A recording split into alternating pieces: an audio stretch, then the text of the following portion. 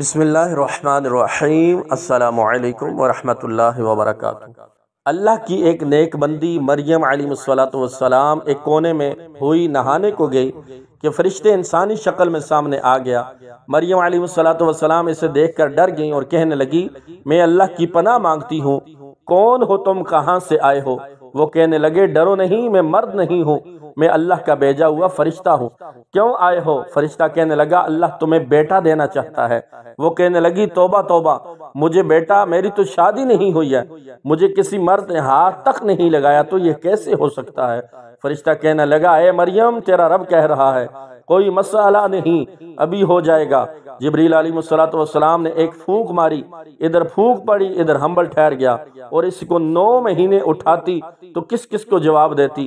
دوسری قدرت پھونک سے حمل اور ساتھ ہی 9 مہینے کے مرحلے 9 اپل میں طے کروائے۔ جب حمل کا درد اٹھا تو وہ بھاگی، کھجور کے نیچے جا کر بچے کو پیدا کیا۔ جب بچہ پیدا ہو گیا تو پریشان ہو گئی کہ اب شہر کیا منہ لے کر جاؤں گی۔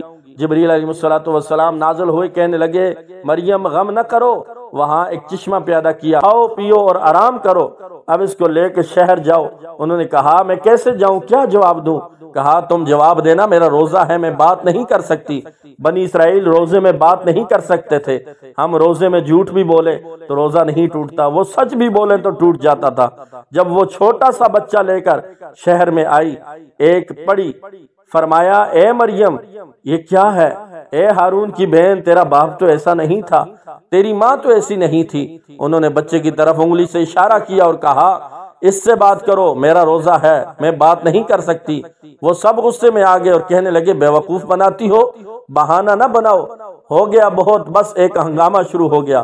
عیسیٰ علیہ السلام کی تقریر، اللہ کی تیسری قدرت، وہ ماں کی گود میں ایک فصیح تقریر کر رہے تھے کہ میں اللہ کا بندہ ہوں، میں کتاب والا ہوں، میں نبوت والا ہوں، میں برکت والا ہوں، ماں کا فرما بردار ہوں، میں سلامتی والا، پیدائش کے دن سلامتی والا، موت کے دن سلامتی والا، اور قیامت کے دن بھی سلامتی والا۔ اللہ تعالی ان نیک ہستیوں کا صدقہ ہم سب کی بے حساب بخشش اور مغفرت فرمائے۔ اس واقعہ کو ضرور آگے شیئر کیجیے۔